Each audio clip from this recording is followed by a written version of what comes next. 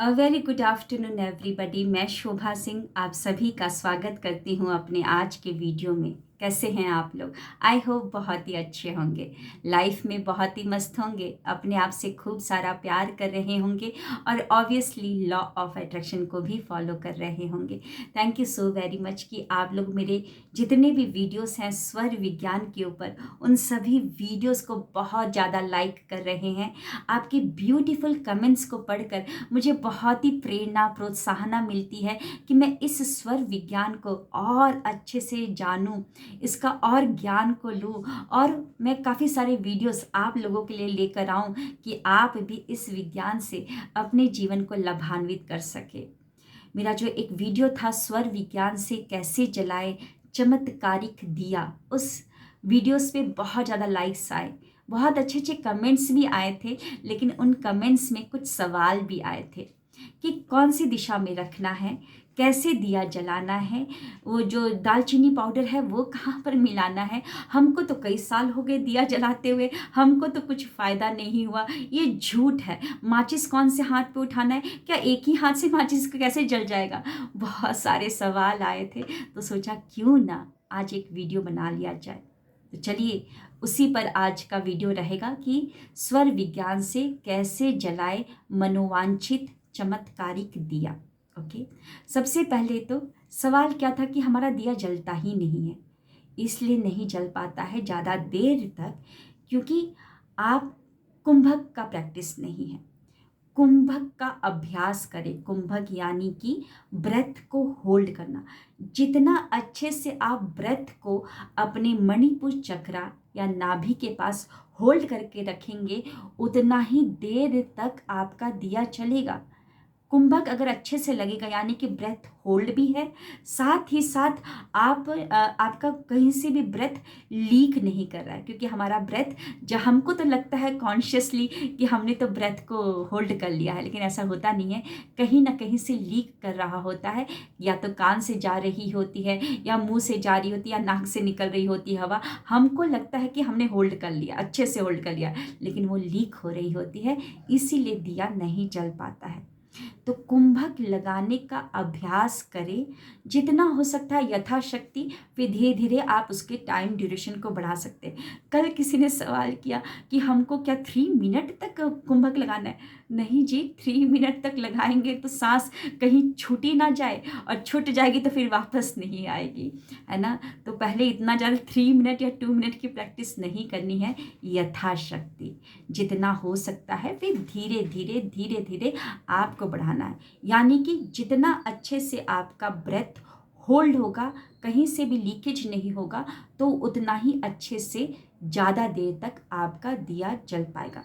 अब दूसरा सवाल था कि कहाँ पर ब्रेथ को होल्ड करना है। तो हमको ब्रेथ को होल्ड करना है नाभि के पास या मणिपुर चक्रा। मणिपुर चक्रा नाभि से थोड़ा सा ऊपर की तरफ होता है। ओके, तो सांस कैसे लेना है वो भी मैं क्लियर कर दूं। आप नाक से सांस लेंगे और फिर धीरे से अपने पेट को फुलाएंगे। ओके, कुंभक। कुंभक यानी कि कुंभ यानी मटका। मटका का किस तरीके से आकार होता है, इस तरीके से आकार होता है। तो हम जैसे कि बैलून में जब हवा भरते हैं, तो जब बैलून में हवा नहीं होती तो कैसा होता है, एकदम कुछ भी नहीं होता है, उसमें फुला नहीं होता है, एकदम सपाट सा होता है ना। लेकिन जैसे जैसे हम हवा भरते रहते हैं वो बैलून फूलते रहता है। तो ऐसे ही जैसे जैसे हम सांस लेंगे नाक से, हमारा बैलून यानी कि हमारा जो पेट है वो बाहर की तरफ निकलेगा। तो आपको आसानी होगी वहाँ पर, यानी कि पेट में ही अपने सांसों को रोकने में आसानी होगी।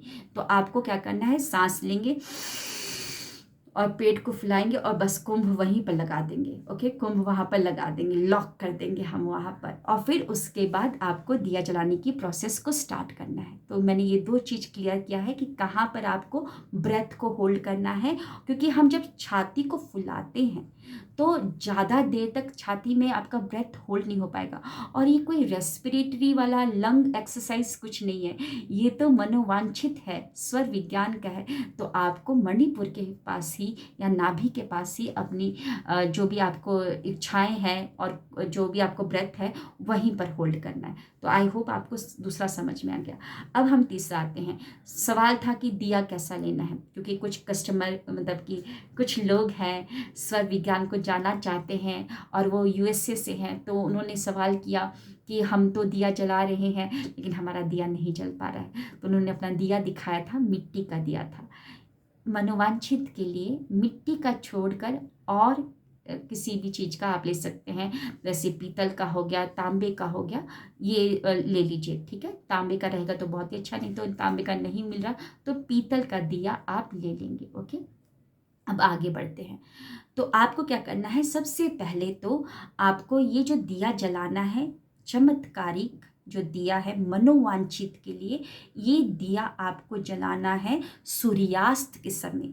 धू बेला कहा जाता है सूर्यास्त के समय को, जब कृष्ण जी गैया चरा कर और वहाँ से सारी गैयाओं के साथ आते थे माँ यशोदा के पास अपने घर में, तो उनके गैया के पैरों से धूल उड़ा करती थी, उसको धू बेला कहते थे। और जैसे ही वो माँ के घर में यानी कि यशोदा मैया के पास आते थे तो यशोदा मैया उनको पूछती थी, उनको बहुत लाड दुलार करती थी, उनको भोग लगाती थी, खाना खिलाती थी।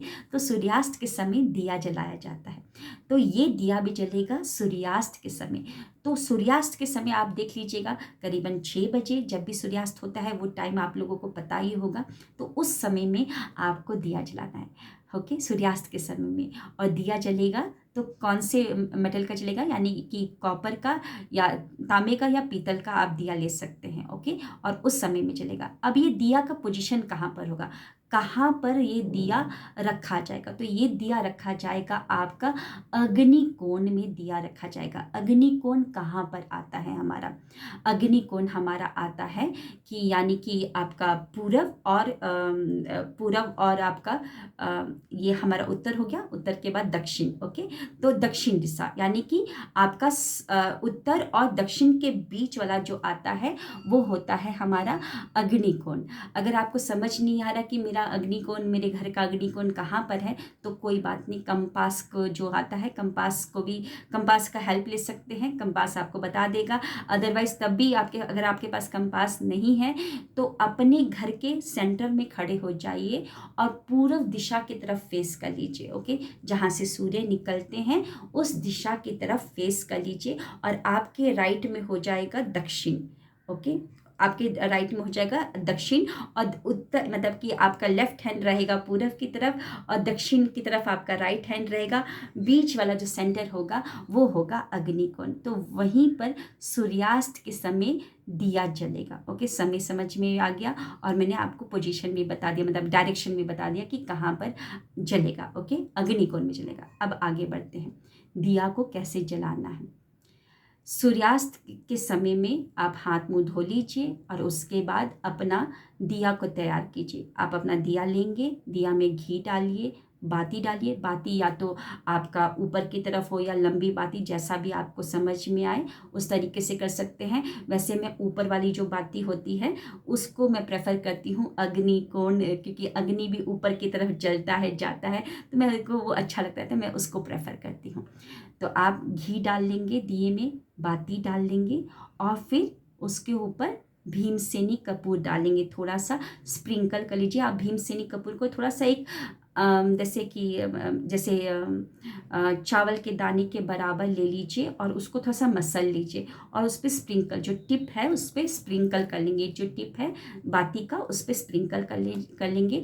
और दालचीनी पाउडर को भी वहीं पर स्प्रिंकल करना है, घी में नहीं मिलाना है, वहीं पर स्प्रिंकल कर लेना है। ओके, और फिर उसके बाद हम क्या करेंगे, अपने सांसों को चेक करेंगे। सूर्यास्त के समय पॉसिबल होगा कि ऐसा होता है कि आपकी सुषुम्ना नाड़ी एकदम से एक्टिवेट हो जाती है। अगर सुषुम्ना नाड़ी एकदम से एक्टिवेट होगी, दोनों नासिका से बराबर हवा आ रही है, तो हाथ जोड़ लीजिए और प्रभु को याद कर लीजिए। कोई भी मंत्र हो, छोटा मंत्र या जो भी मंत्र आप जानते हैं उस मंत्र को पढ़ लीजिए, प्रभु को याद कर लीजिए, अपनी विश भी बोल सकते हैं, है ना। वो समय है कि आपकी विश भी बोलेंगे तो वो भी सत्य हो जाएगा। ओके, सुषुम्ना नाड़ी अगर एक्टिवेट होगी तब दिया नहीं जलाएंगे, कोई बात नहीं, आप 2-3 मिनट रुक लीजिए। अब उसके बाद हमको दिया जलाने के लिए प्रोसेस स्टार्ट करना है। आपका दिया तैयार हो चुका है। नाड़ी को चेक करेंगे कौन सी नासिका से ज़्यादा हवा आ रही है। जो नासिका से हवा ज़्यादा आ रही है हम अपोजिट नासिका को बंद कर लेंगे कि वहाँ से कुछ भी हवा ना जाए। तो हम जैसे मान लीजिए मेरा लेफ्ट नोस्ट्रिल, ये मेरा लेफ्ट हैंड है। बहुत सारे लोग ना कंफ्यूज हो रहे हैं कि मैडम आप लेफ्ट और राइट क्या बता रहे हो, है ना। तो ये मिररिंग इफेक्ट थोड़ा सा मोबाइल में आता है, थोड़ा सा प्लीज़ इसको ध्यान में रखिएगा। ये लेफ्ट, अगर मान लीजिए मेरा लेफ्ट चंद्र स्वर उस समय चल रहा है तो मैं क्या करूँगी, राइट हैंड से राइट नोस्ट्रिल को बंद कर लूँगी, क्योंकि राइट मेरा इनएक्टिव है। मैं लेफ्ट से ही सांस को लूँगी, लेफ्ट से ही माचिस के डब्बे को उठाऊंगी और फिर राइट में रख लूँगी, क्योंकि एक हाथ से तो माचिस का डब्बा, माचिस तो जलेगा नहीं, है ना।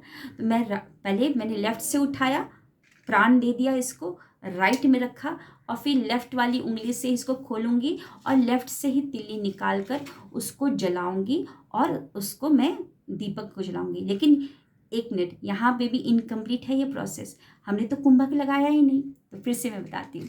आपने क्या किया, राइट नोस्ट्रिल को बंद किया, क्योंकि मेरा लेफ्ट स्वर चल रहा है तो राइट नोस्ट्रिल को बंद करेंगे, सांस लेंगे और ब्रेथ को होल्ड करेंगे, पेट को फुला लेंगे। कुंभक लगा लिया आपने अपने नाभि के पास। फिर हम क्या करेंगे, लेफ्ट से माचिस को उठाएंगे, राइट में रख लेंगे और सारा कुछ अभी सगुण में ही हो रहा है, यानी कि कुंभक लगा हुआ है, सांस मेरी छूट नहीं रही है। ओके, कुंभक में ही सारा काम होगा। कुंभक यानी कि ब्रेथ होल्ड। फिर यहाँ से तिल्ली को निकालेंगे, जलाएंगे और माचिस दिया को जलाते समय हम विश बोलेंगे। क्या बोलेंगे, इस दिए को जलाने से आठों दिशाओं से मेरी लाइफ में सुख, समृद्धि, मान सम्मान, यश, वैभव, अपार धन आ रहा है।